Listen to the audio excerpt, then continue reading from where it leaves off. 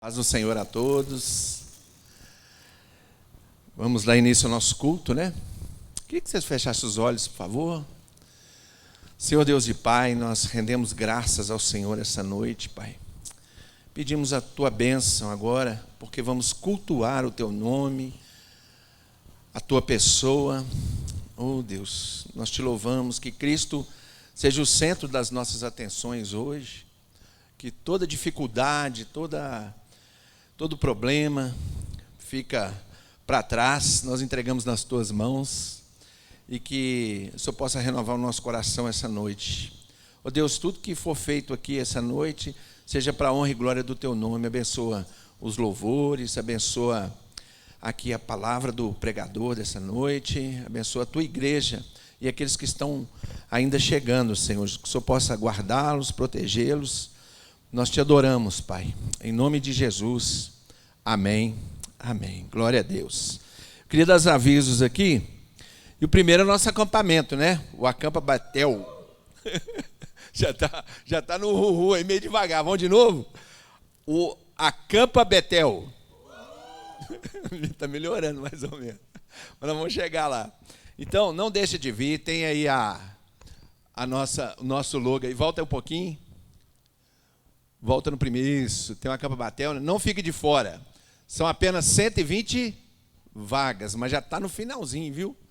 Fique esperto aí, faça sua inscrição, que vai ser uma benção. Eu estou lá firme e forte. Vai ter um videozinho da Acampa Betel? Vamos lá. Você sabe por que realizamos o Acampa Betel? O Acampa Betel não é só uma data que separamos para ter momentos de lazer. Muito mais do que momentos de diversão e comunhão, é no Acampa Betel que lançamos nosso ano eclesiástico. Isso significa que é lá que damos início à temática dos estudos que faremos durante todo o ano na Betel. E é lá que Deus começa a nos tratar de forma específica para que sejamos uma igreja de fato sustentável. São nos estudos em grupo que realizamos lá que estreitamos laços. São nos momentos de comunhão que conseguimos compartilhar e conhecer um pouco mais de cada irmão. Então, a Acampa Betel não é só um evento, é uma parte muito importante da vida da Betel fora do acampamento. Por isso insistimos para que participe, para que se esforce e queira estar conosco. Ninguém fica para trás no nosso ragu. Nosso desejo é ser, a cada ano, uma igreja conforme o coração de Deus. Amém, glória a Deus, né? Vai ser uma benção, palavra, momento de lazer, momento de comunhão, momento de vida na presença do Senhor. Muito bom acampamento. Atitudes sociais. Não vamos deixar de trazer nossa cesta básica, nosso alimento não perecível. Material de limpeza também é muito importante, as pessoas necessitam, né? Você pode fazer esse esforço e trazer. Nós temos abençoado muitas pessoas, graças a Deus por isso. Temos aqui formado grupos na igreja para abençoar vidas que estão passando necessidade física, necessidade da renda mesmo, né? Com problema de renda, pessoas desempregadas. Então, nós estamos abençoando vidas que necessitam do apoio dos irmãos. E entre nós aqui, né, irmãos? Primeiro, os domésticos da fé. Né? Se você tiver alguma necessidade, procura a gente, procura um diácono, procura a igreja, porque estamos aqui para sermos igreja. Amém?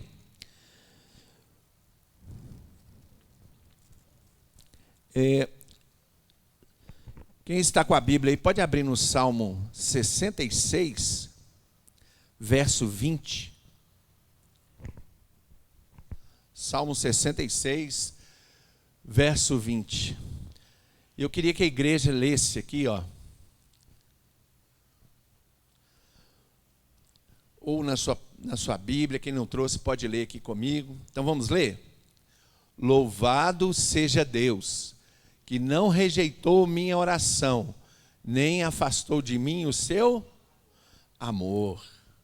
Estamos aí intensificando cada vez mais as nossas orações, a igreja está se levantando em oração, em união, e o amor de Deus está presente em nossa vida. Amém? Vamos adorar a Deus com alegria. Eu queria que você ficasse de pé. É o momento de você adorar, louvar a Deus com muita alegria, porque só a Ele nós damos toda a adoração.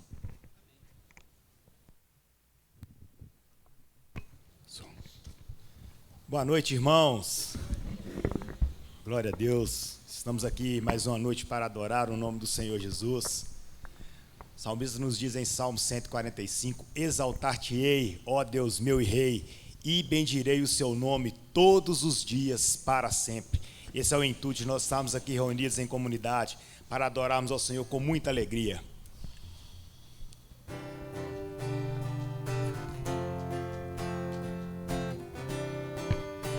Com muita alegria ao Senhor nessa noite.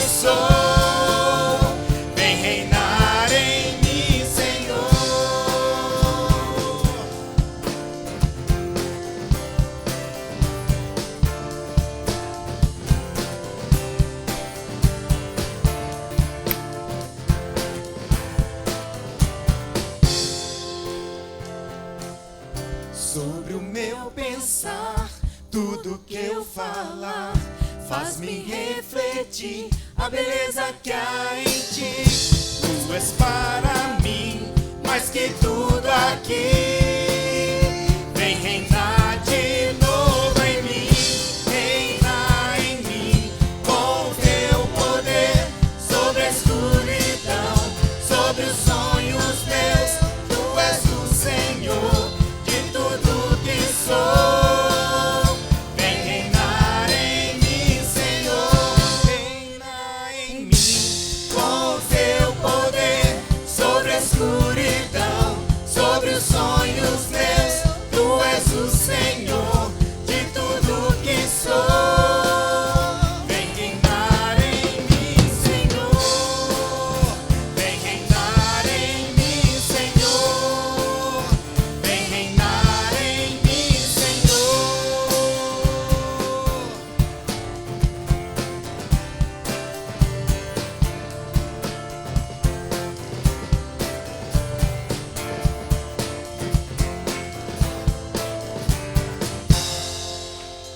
Amém. Glória a Deus. Essa manhã nós tivemos o privilégio de ouvir o nosso irmão Eudes sobre o trabalho missionário que ele realizou em Príncipe. E nós podemos ver como que o Senhor ele é dono do curso da história. Como que ele tem feito um trabalho e levou a equipe. E eu me refleti muito no que o Eudes trouxe para nós nessa manhã. E nós vamos cantar essa música aqui porque ninguém pode parar a igreja do Senhor. O trabalho está sendo feito lá, Deus tem alcançado os nossos irmãos, alcança os nossos irmãos aqui, e o curso da história está nas mãos do nosso Deus. E ninguém vai parar a igreja do Senhor, porque Ele está conosco, amém?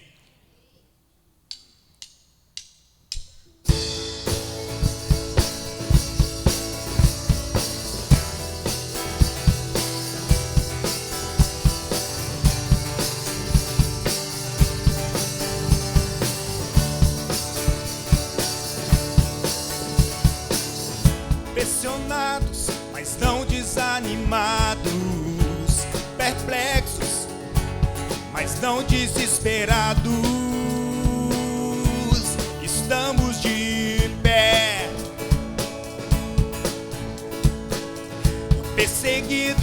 mas não abandonados, abatidos, mas não destruídos. Estamos de pé, não caminhamos pelo que vemos, o que nos move é o que nós cremos. Nação Santa,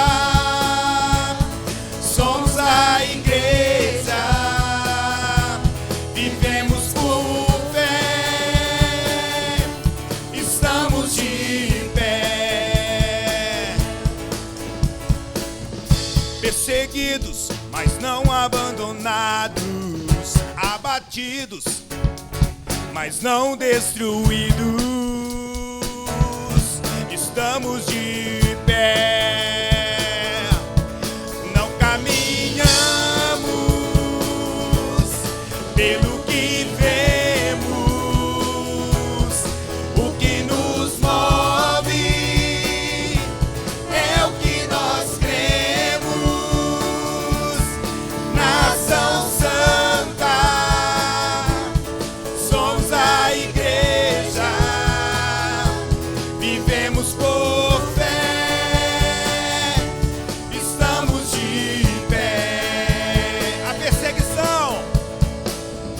A perseguição não parou a igreja, o Coliseu não parou a igreja, os leões não pararam a igreja do Senhor.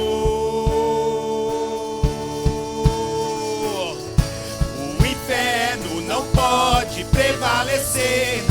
Vamos avançar, não vamos parar de crescer.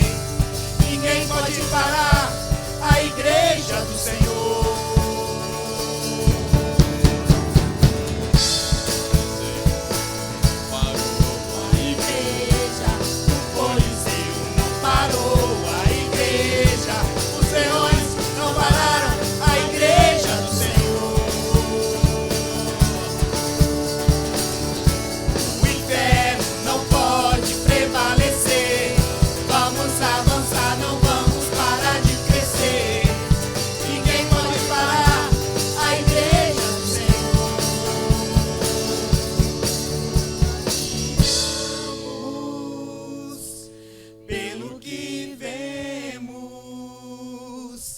O que nos move é o que nós cremos. Nação Santa, somos a igreja, vivemos por fé, estamos de pé.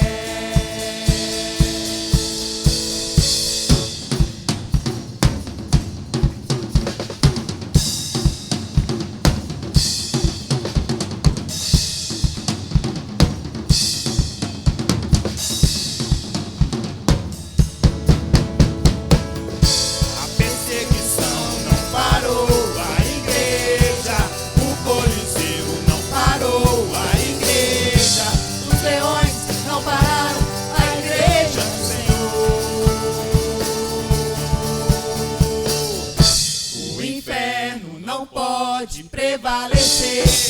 Vamos avançar, não vamos parar de crescer. Ninguém pode parar a igreja do Senhor. A perseguição não parou a igreja, o Coliseu não parou a igreja, os leões não pararam a igreja do Senhor.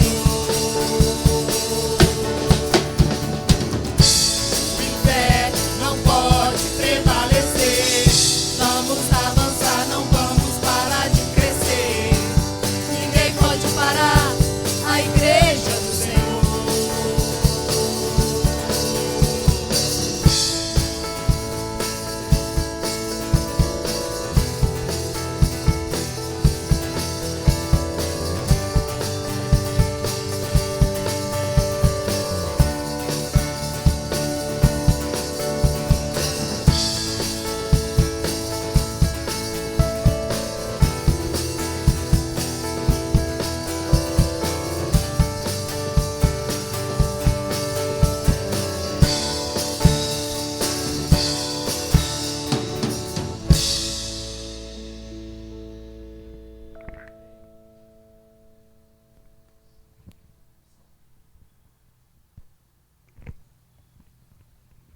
Amém. Glória a Deus, né? Estamos no momento dos dízimos e das ofertas. E é com muita alegria, né, que a gente cultua o Senhor com os nossos dízimos e com as nossas ofertas. E é importante, hoje de manhã eu dei uma palavra aqui, que foi uma breve palavra a respeito do equilíbrio, né? Nós não precisamos ter muito a ponto de abandonar o Senhor e nem faltar a ponto de ficar reclamando do Senhor. Então a palavra lá em Agur, que está em Provérbios, capítulo 30, diz assim, para a gente ter: dai-nos, Senhor, o pão, aquele pão, a medida certa. Então nós temos hoje o sustento do Senhor, né? E no nosso coração deve brotar essa vontade de dizimar na casa do Senhor, de ofertar na casa do Senhor, né? De viver abençoando a obra de Cristo. Amém? Vamos abençoar com alegria então.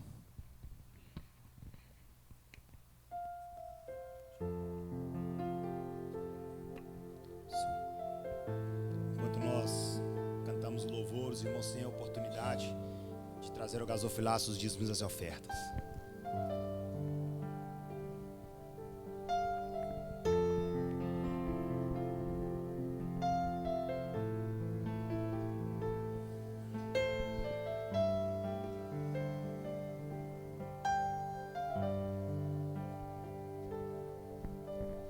Cobre-me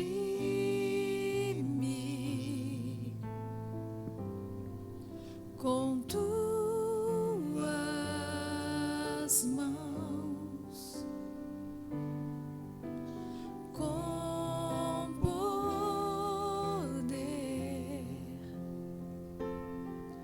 vem me esconder, Senhor. Se o trovão e o mar se erguendo vem, sobre a tempestade eu voarei, sobre as águas tu também és rei. Descansarei, pois sei que és Deus.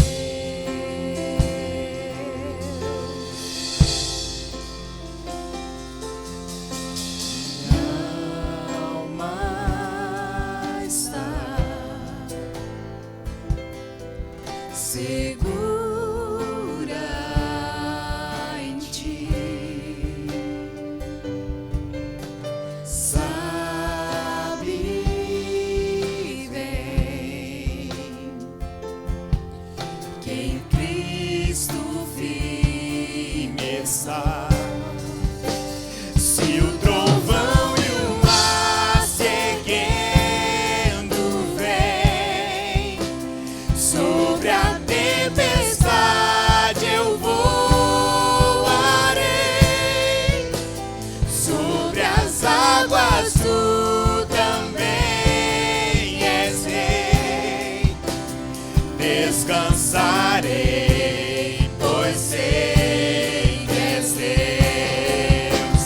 Se o trovão e o mar se erguendo vem, sobre a tempestade eu voarei, sobre as águas tu também és rei. Descansarei, pois sei que és Deus.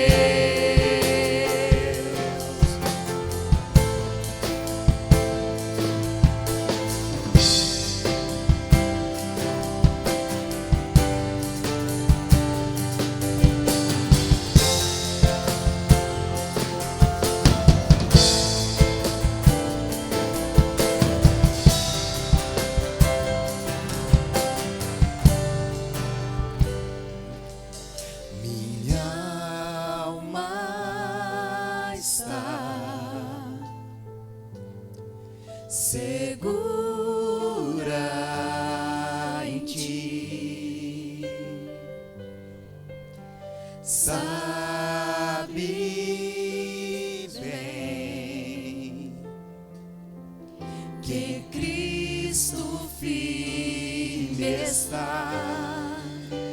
Se o trovão e o mar seguendo vem, sobre a tempestade eu voarei,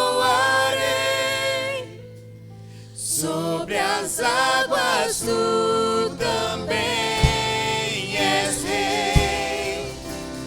Descansarei, pois sei que és Deus. Se o trovão e o mar seguindo vem, sobre a tempestade eu voarei, sobre as águas tu também és rei. Descansarei, pois sei que és Deus. Se o trovão e o mar seguindo vem, sobre a tempestade eu voarei,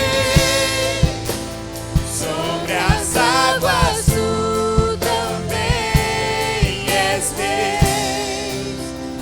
Descansarei, pois sei que és Deus. Obrigado, Jesus, pela tua presença neste lugar. Obrigado, Deus, porque nós podemos descansar em ti. O Senhor é quem nos fortalece, quem nos renova, quem nos sustenta, quem nos dá vitalidade para vencer dia após dia. Nos ajude, ó Deus, a esperarmos, a confiarmos no Senhor e a caminharmos, ó Deus, firmes, ó Deus, nas promessas que o Senhor tem para nós. Agradecemos ao Senhor por cada dízimo e oferta que foi depositado no teu altar. Que o Senhor continue, ó Deus, nos abençoando, suprindo as nossas necessidades, cuidando das nossas dispensas, nos dando saúde, abrindo as portas do emprego, porque nós cremos, ó Deus, que o Senhor nunca nos deixará desamparados. Nós oramos e agradecemos ao Senhor, orando no nome do teu Filho amado Jesus Cristo. Amém.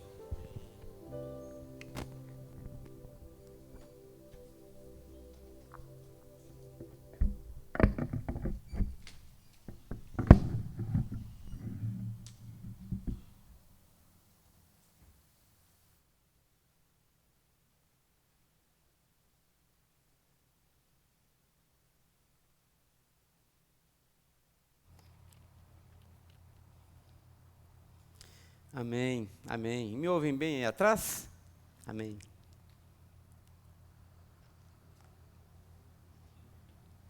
Muito bem, boa noite a todos.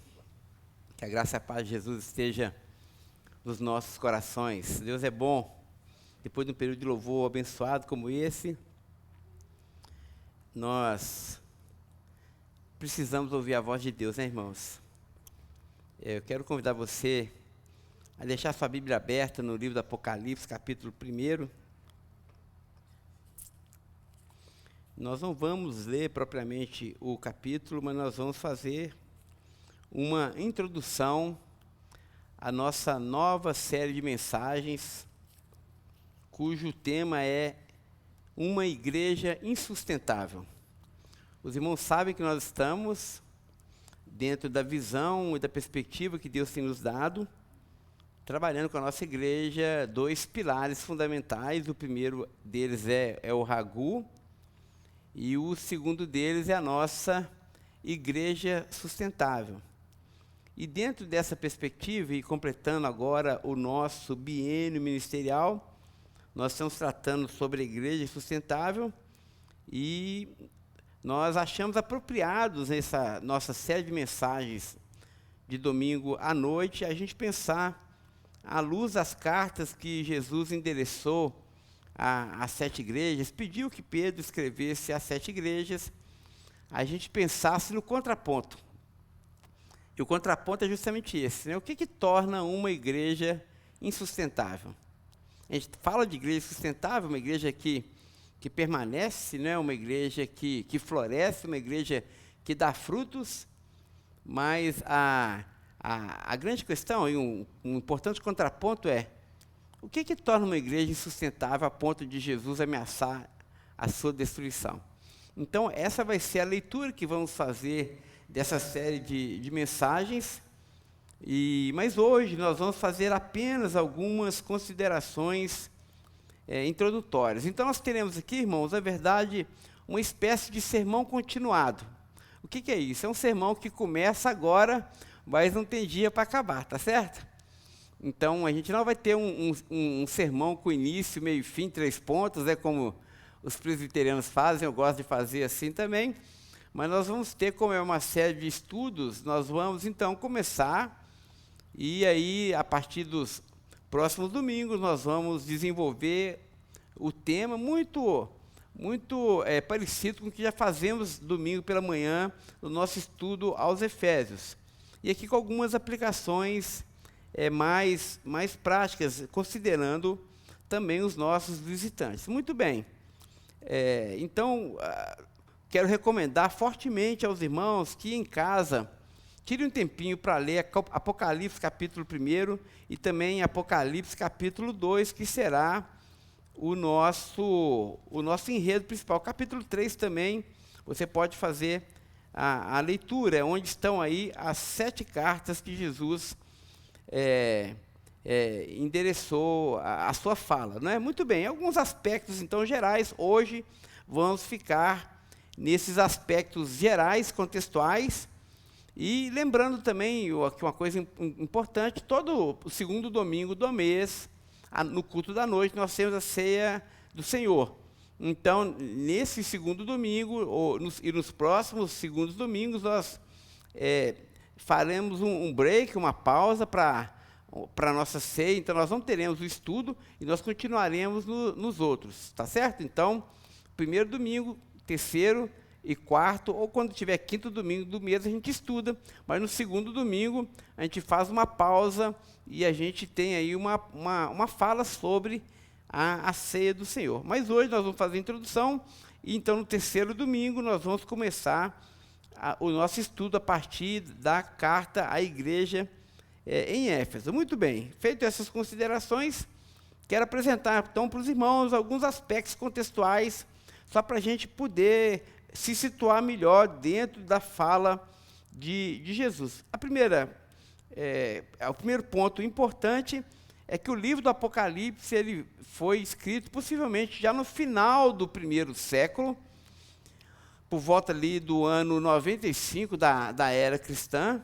Ele foi escrito pelo apóstolo João. João é o mesmo discípulo amado, aquele que reclinou a cabeça no ombro ali de Jesus.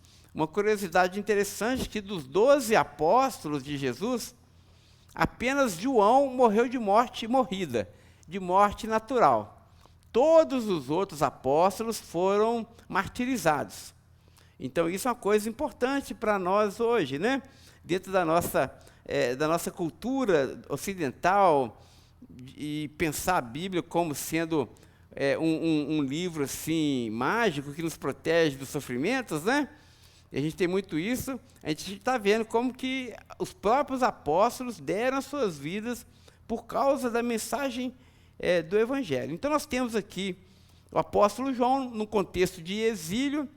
Ele estava exilado numa ilha chamada Patmos, que era uma ilha muito hostil. Nessa ilha, para os irmãos terem a ideia, eram levados para lá os inimigos, os desafetos do imperador. O imperador, nesse período, era o Domiciano, que estava no final do seu império. Ele, então, resolve mandar João para essa ilha, para esse exílio. E a perspectiva é que João ali ficasse até a sua morte, haja visto também que aqui ele possivelmente já estava bastante idoso. Mas isso não aconteceu. A história e a tradição nos fala que que João saiu dessa ilha e passou seus últimos dias, possivelmente, na cidade de Éfeso. Muito bem.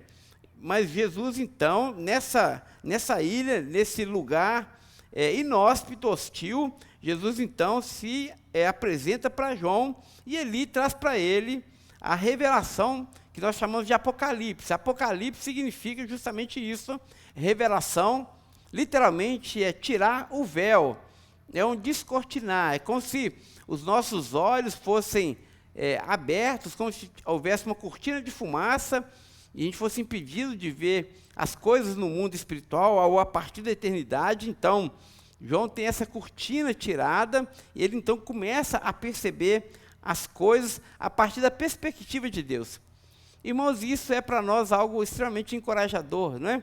Existe a nossa perspectiva acerca da realidade, e existe a perspectiva de Deus também acerca da nossa própria realidade. E quantas vezes nós precisamos, fazendo aqui já uma aplicação, nós precisamos ter os nossos olhos curados e abertos mesmo, para a gente ver a nossa realidade, a nossa vida, não a partir da nossa perspectiva, não com as nossas lentes, mas com as lentes de Deus, com as lentes do Evangelho. É quase que certo que Deus olha para nós e para o nosso interior e para as nossas lutas a partir de uma outra perspectiva. A perspectiva de João era uma perspectiva de angústia e de aflição muito grande, porque, prestem atenção, nós estamos aqui numa época muito difícil para a igreja cristã, porque Domiciano era um rei, um imperador muito maligno.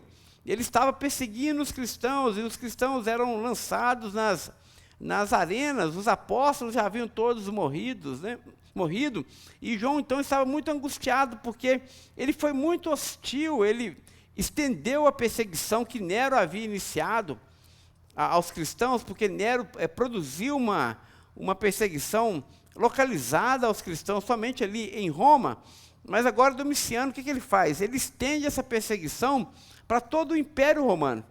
Então, imagina os irmãos perdendo as suas vidas, perdendo as suas famílias, né, e o cristianismo ali na berlinda, e João certamente preocupado em relação ao futuro da igreja, ao futuro do cristianismo. Ele mesmo estava ali exilado, impedido de pregar o evangelho, estava preso ali em Patmos. Imagina o coração desse discípulo amado, desse apóstolo. E aqui no capítulo 1 do Apocalipse, quando você chega em casa, você vai ler, você vai ver que Jesus se apresenta para João assentado no trono. Ele estava assentado no trono. E isso é fantástico, porque é um contraponto muito grande, porque no império natural, do sensorial, daquilo que a gente consegue ver e perceber, quem estava no trono era Domiciano, quem tinha todo o poder era Domiciano. Mas no capítulo 1, a perspectiva de João muda radicalmente, porque ao invés de ele ver Domiciano sentado no trono, Cristo faz ver que é ele, o Senhor, que está sentado no trono. E é importante a palavra que é usada aqui para descrever essa figura assentada no trono, que é a palavra o Pantocrator. Jesus se apresenta para João como sendo o Todo-Poderoso, aquele que tem o governo em suas mãos. É ele, e não Domiciano, que está realmente, definitivamente, soberanamente assentado no trono.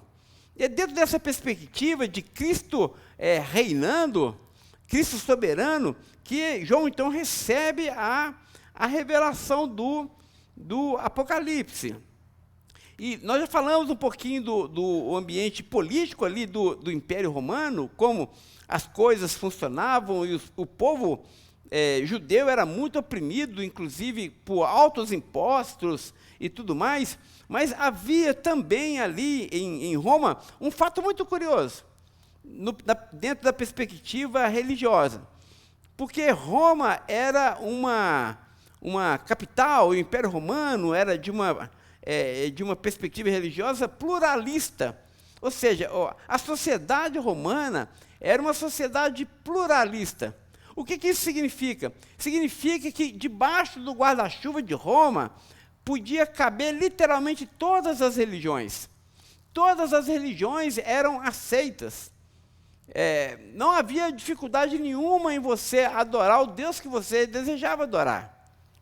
Você poderia adorar uma pedra, você poderia adorar o cachorro, você poderia adorar o que você quisesse, porque a tolerância era algo muito caro aos romanos, a tolerância religiosa. Então, adore ao Deus que você quiser, desde que você também declare que o imperador é também o Kyrios, é o Senhor. E aqui que estava em relação aos cristãos, porque, olha só, porque a despeito dessa tolerância, os cristãos não podiam fazer essa afirmação. De forma alguma, eles não podiam dizer que o imperador romano era Quírios, era o Senhor. Porque para os cristãos, o único Senhor, o único Deus verdadeiro, o único Augustus, né, porque o imperador era chamado de César Augusto, por exemplo, ou seja, César Deus, César divino, né? O único Augusto, o único soberano, o único que era Deus era Cristo. E imagine ali no encontro entre um cristão e um soldado romano, o cristão passava pelo soldado romano, aí o soldado romano dizia assim, Domiciano é Quírios, Domiciano é o Senhor. E aí o cristão ia dizer, não, Domiciano não é o Senhor, Cristo é o Senhor, Cristo é Quírios. Ora, esse cristão, a despeito da tolerância religiosa, a despeito do pluralismo religioso, uma coisa que Roma não aceitava era a exclusividade dos cristãos. Irmãos, e nada novo debaixo do sol, né? Nós não vivemos um mundo assim também, na nossa cultura, altamente plural, onde a tolerância é pregada, onde todas as religiões devem ser respeitadas, né? Todos os estilos de vida devem ser respeitados, toda forma de amor deve ser respeitada, mas nós cristãos não somos respeitados porque nós afirmamos a exclusividade de Jesus. Nós afirmamos que Jesus é o Senhor, Senhor do nosso corpo, Senhor da nossa vida, Senhor do nosso dinheiro, Senhor da nossa devoção. E dentro desse mundo tolerante que nós vivemos, os tolerantes não nos toleram. Essa é a grande verdade. Os cristãos não são tolerados por essa cultura muito parecida, muito similar. Por isso, eu acho esse texto e esses escritos de Jesus muito pertinentes. Nós vivemos dentro de uma cultura muito parecida com a cultura do primeiro século. Ali existia uma pós-modernidade, onde não existia uma verdade absoluta, onde tudo era relativo, então você podia fazer o que dá na sua teia, você era virtualmente livre para fazer o que você quisesse com o seu corpo. Na Roma do primeiro século, por exemplo, você podia abortar. Na Roma do primeiro século, você podia matar sua esposa se você quisesse. Na Roma do primeiro século, você podia cometer desonestidades, desde que você fosse submisso e leal ao imperador, né? O Estado era divino, o Estado era Deus. E isso nós vemos muito próximo aqui na nossa cultura, as pessoas divinizando o Estado como sendo aquele que vai dizer como você usa o seu corpo, é o Estado que vai dizer para você como você cria os seus filhos, é o Estado que vai dizer se você tem ou não filhos, se você pode abortar ou não, né? É o Estado que está assumindo uma prerrogativa que só Deus deveria assumir. E nós cristãos precisamos nos opor a essa mentalidade, né? Nós não vivemos nesse mundo. Aliás, ou melhor, nós vivemos nesse mundo, mas nós não somos absolutamente desse mundo. Então, esse é um aspecto importante. Outro aspecto importante diz respeito à igreja de Jesus. E nós chamamos a igreja primitiva, essa igreja do primeiro século, como aquela, e nós temos essa perspectiva, quando a gente pensa nessas primeiras igrejas, nesses primeiros cristãos, a gente sempre acha que aquela igreja do primeiro século era uma igreja perfeita, não é assim? A gente não tem isso? A gente fala, não, a igreja primitiva do primeiro século era uma igreja perfeita, era uma igreja, nossa, a igreja está doente. Mas a igreja do primeiro século, não, ela é cheia do poder de Deus, havia sinais, prodígios, curas, maravilhas, os apóstolos estavam ali, e muita coisa acontecia, e nós nos sentimos assim, tão desqualificados diante daquela igreja, né? Mas é muito interessante, quando nós lermos as cartas aqui de Jesus, nós vamos ver que a igreja do primeiro século, assim como a igreja de hoje, ela sempre foi, ao mesmo tempo, santa e pecadora. Haviam santos aprovados ali no primeiro século, mas também haviam muitos pecadores ali também, reprovados por Jesus. A igreja também, ao mesmo tempo que ela era aprovada por Deus, ela era reprovada por Deus. O maior perigo que a igreja enfrentou no primeiro século, isso é importante para nosso estudo aqui, irmãos, porque coloca as coisas na real perspectiva, nunca foram os inimigos externos. Não era Domiciano o grande perigo da igreja. A pessoa que estava ameaçando a igreja. Não era as políticas romanas, não eram os pesados impostos romanos, não era sequer a perseguição que os cristãos enfrentavam, absolutamente. O que fica muito claro quando nós formos estudar as cartas aqui de Jesus, que os grandes inimigos e o grande problema da igreja, os grandes perigos da igreja, não estavam fora da igreja, mas estavam dentro da igreja. Um parêntese, se você estudar as cartas do apóstolo Paulo, você vai ver que ele dedica a maioria dos seus escritos, aliás, que 1/3, talvez aí do Novo Testamento, é dedicado justamente a combater problemas dentro da igreja. Então, os grandes inimigos da igreja de Jesus nunca foram os inimigos de fora, mas sempre foram os inimigos de dentro. Porque às vezes a gente acha que o problema da igreja está no nosso governo, né? É o governo que é o problema da igreja. E o que a igreja faz? Vamos colocar políticos lá no governo? Vamos colocar um presidente lá no Brasil? Vamos colocar governadores do Brasil? Vamos colocar não sei o quê? Vamos adquirir poder político? E fazendo isso nós vamos resolver o problema da igreja. Aí a igreja vai prosperar, vai ser abençoada. Isso é uma conversa fiada. Isso já aconteceu antes, gente. Isso aconteceu com Constantino. Constantino cristianizou o Império Romano. E foi uma época que a igreja, em vez de se aproximar do Evangelho, ela se afastou do Evangelho. Isso é muito interessante. Poder político com poder da igreja são coisas que não se misturam, gente. E nós precisamos ter a maturidade do Evangelho para a gente entender isso. Então, os inimigos da igreja não são os inimigos de fora. O problema da igreja também não são as perseguições que nós enfrentamos nos ambientes hostis, seja no nosso trabalho, seja onde for, ou quando a gente liga a televisão e vemos ali as pessoas debochando da fé cristã. Não são esses os nossos inimigos mais hostis. O problema da igreja se encontra dentro dos seus muros, e ele se chama pecado. É isso que Jesus vai denunciar de uma forma muito clara. Eu acho muito interessante, porque Jesus poderia falar de Domiciano, Jesus poderia denunciar as atrocidades do Império Romano, as perseguições, mas Jesus não se importa com as exterioridades, com o que está acontecendo lá fora. A preocupação dele e a ênfase dele tinha a ver com as coisas que estavam acontecendo dentro da igreja, sobretudo no coração dos cristãos. Irmãos, o nosso maior inimigo somos nós mesmos. É o nosso pecado, é a nossa carnalidade, é a nossa frieza espiritual, é o nosso secularismo, é quando nós nos acostumamos com esse mundo, é quando nós amamos esse mundo, é quando nós amoldamos a nossa vida e o nosso comportamento a este mundo, é quando esse mundo é costurado em nós, é aí que nós estamos em perigo, gente.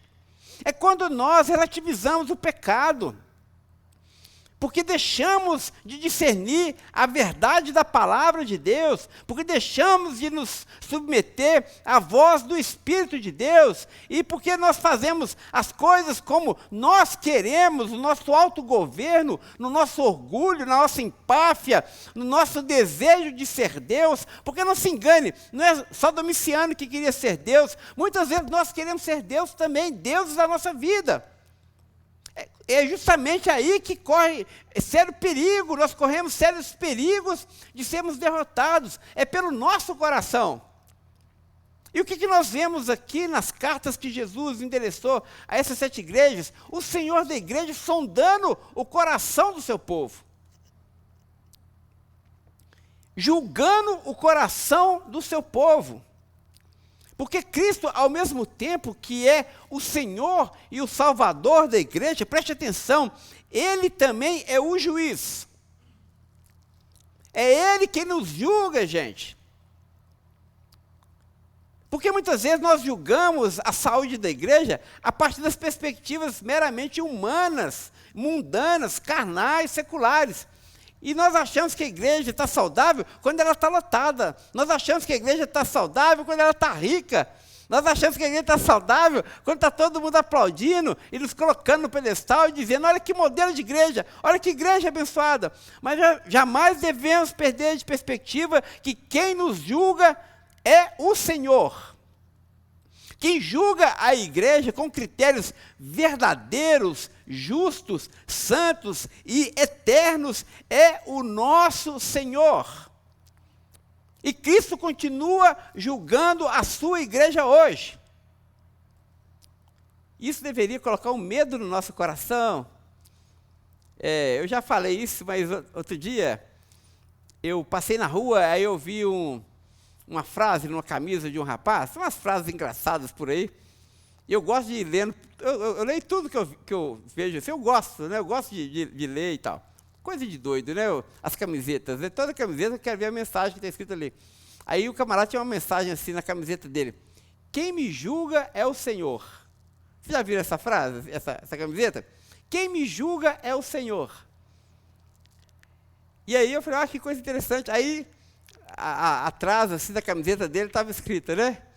Eu ainda tive o trabalho de olhar atrás. Isso deveria nos dar medo.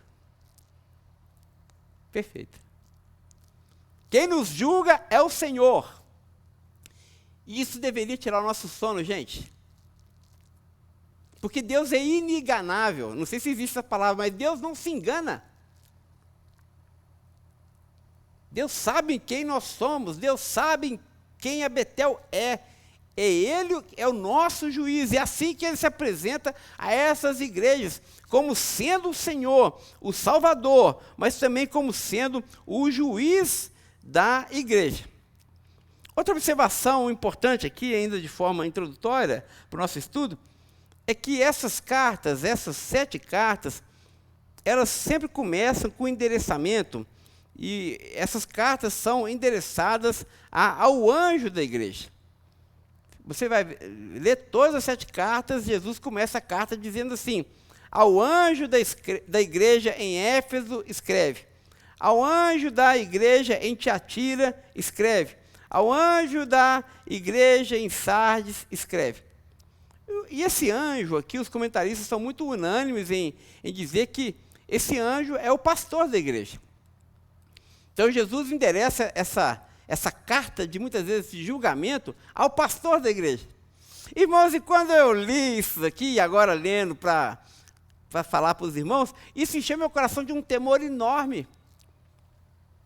Porque Deus vai me pedir contas da Betel.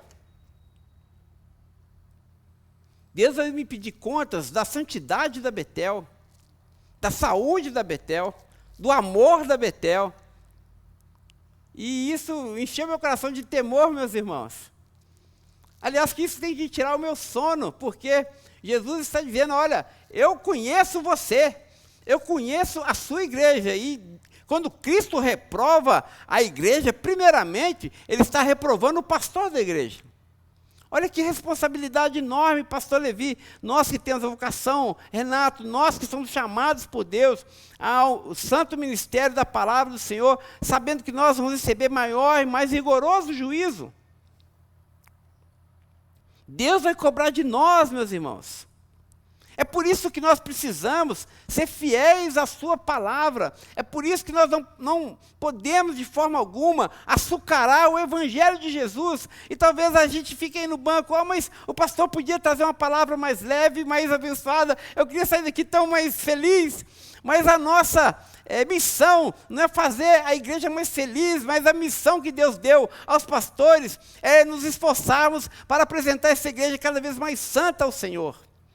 Cada vez mais fiel ao Senhor, cada vez mais parecida com Jesus. E se nós queremos, irmãos, ser parecidos com Jesus, o nosso caminho tem que ser o caminho da cruz. E essa não é uma mensagem palatável, agradável, ela não dá muito ibope, ela não enche igreja, mas nós precisamos ser fiéis a essa palavra e corrigir amorosamente o rebanho, para que o rebanho não erre o alvo, para que o rebanho seja apresentado diante do Senhor, aprovados. Esse é o nosso É o nosso objetivo e essa carta vai nos direcionar em relação a isso. Muito bem. E aqui, gastando esses últimos 7 minutos aí de culto, de reflexão, queria falar um pouquinho agora sobre Cristo e a sua igreja e essa sua relação com a igreja. O primeiro ponto é que, de uma forma muito clara também, Jesus se apresenta a essas igrejas como sendo o dono da igreja.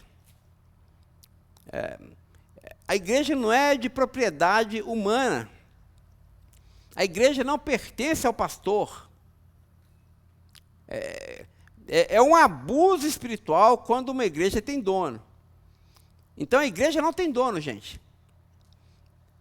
Como eu falei, não apenas o pastor, mas não tem dono também entre os membros, que às vezes tem membro que acha que é dono da igreja. Não é assim, eles? Isso é uma usurpação de lugar e de poder. A igreja não pertence a ser humano. A Betel não pertence a homens. Não foram os homens que compraram essa igreja com seu sangue. A igreja foi comprada por meio do sangue de Jesus.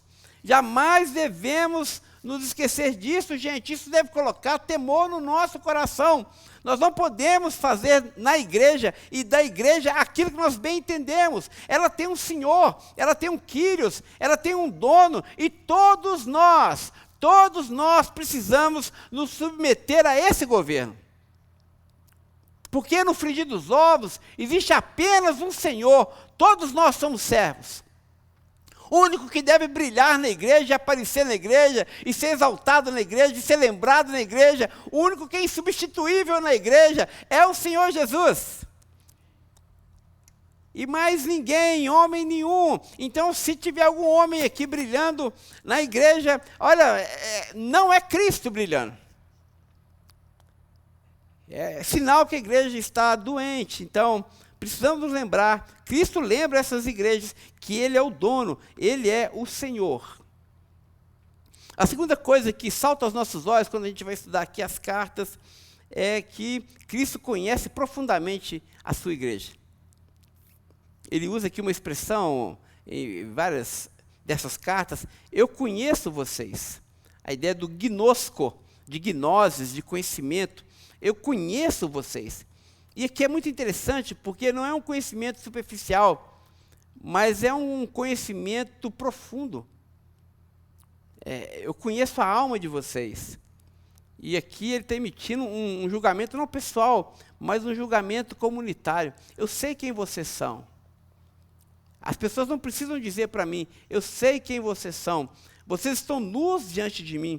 Eu os conheço profundamente.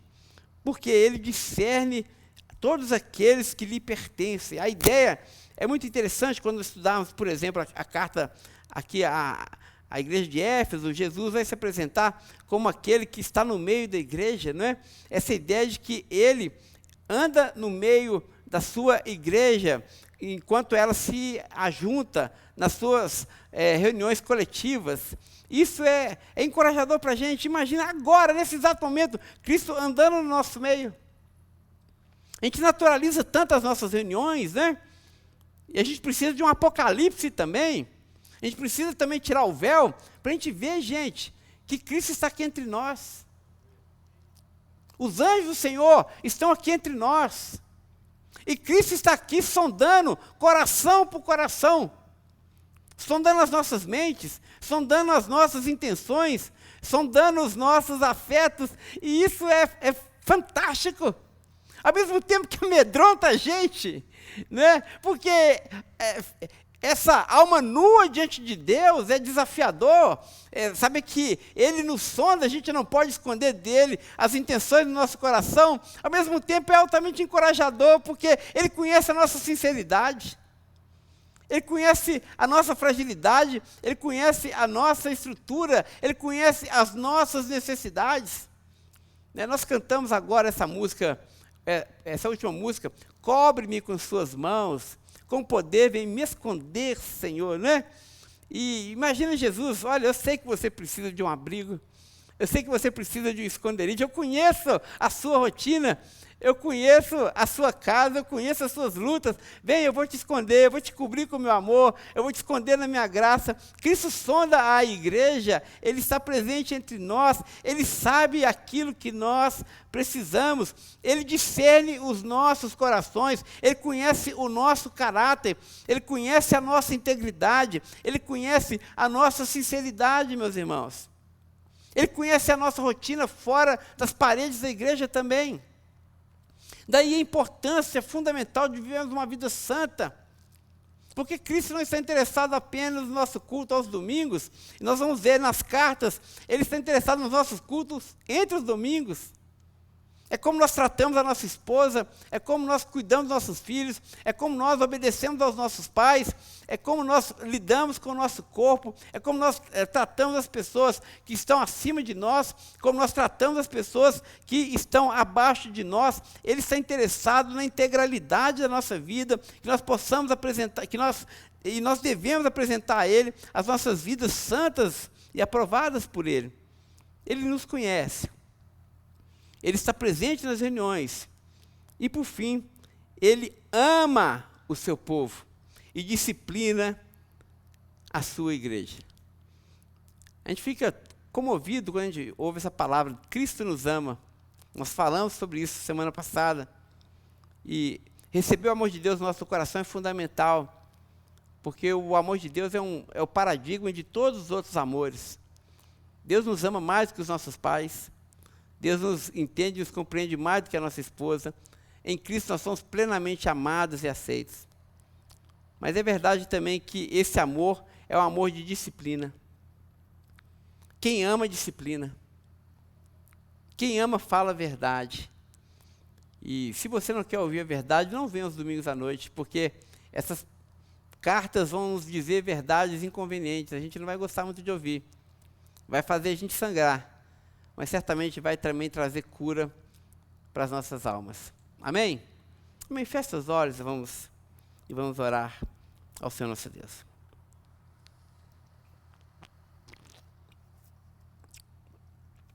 Obrigado, Senhor. Obrigado por essa noite. Obrigado pela Tua grande obra que o Senhor tem realizado nas nossas vidas, na vida da nossa igreja, que nós amamos tanto. Senhor, a nossa oração é que o Senhor nos dê a compreensão do Teu propósito para nós, do Teu propósito para essa igreja, que o Senhor continue nos mostrando, nos revelando, tirando o véu dos nossos olhos, abrindo os olhos do nosso coração, para que possamos Te ver, Te contemplar, para que possamos Te temer, Senhor, para que possamos andar nos Teus caminhos.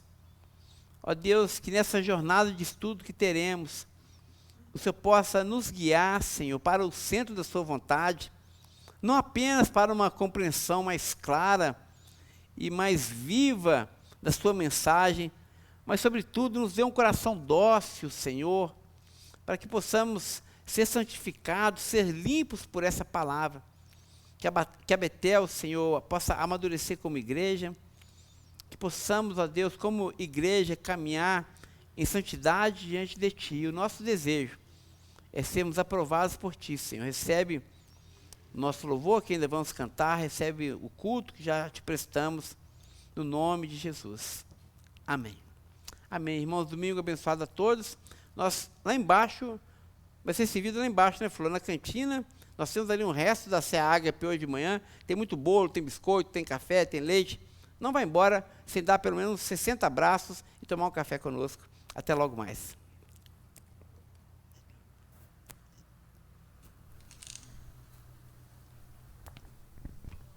Amém. Vamos nos colocar de pé e cantar esse último cântico ao Senhor Jesus.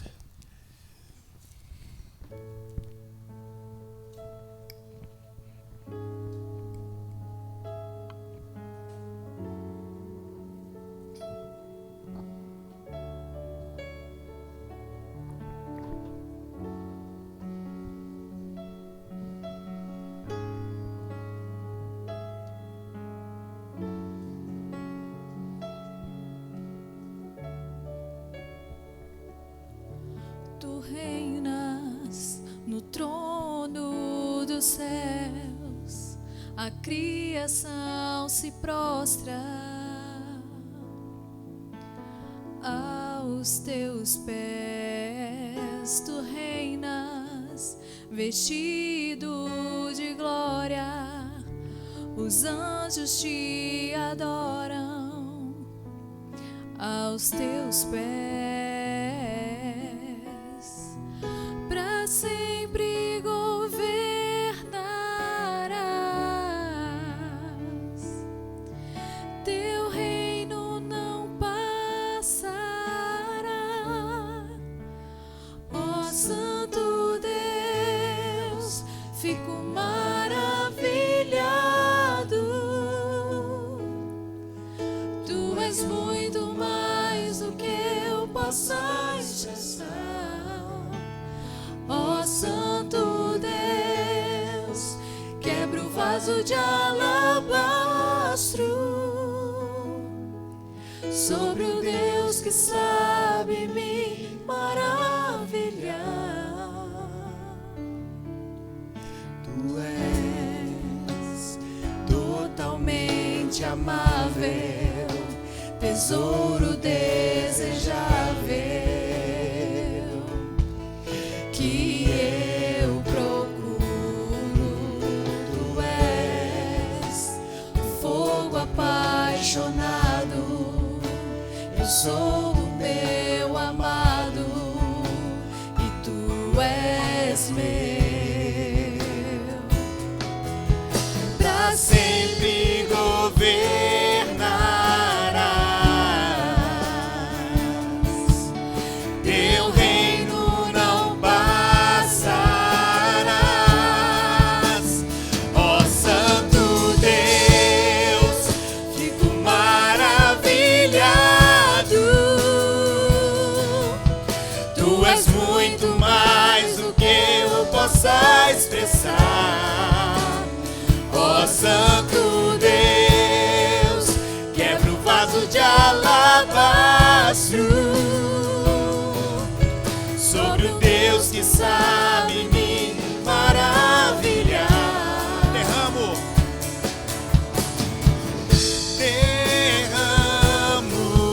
meu louvor sobre ti. Derramo meu amor sobre ti. Derramo meu louvor sobre ti. Derramo meu amor. Só a igreja, vamos. Santo Deus. Ó Santo Deus, fico maravilhado. Chamamos Jesus. Tu és muito mais do que eu possa expressar. Ó Santo Deus, quebra o vaso de alabastro sobre o Deus que sabe me maravilhar. Amém. Boa semana a todos, que o Senhor nos abençoe.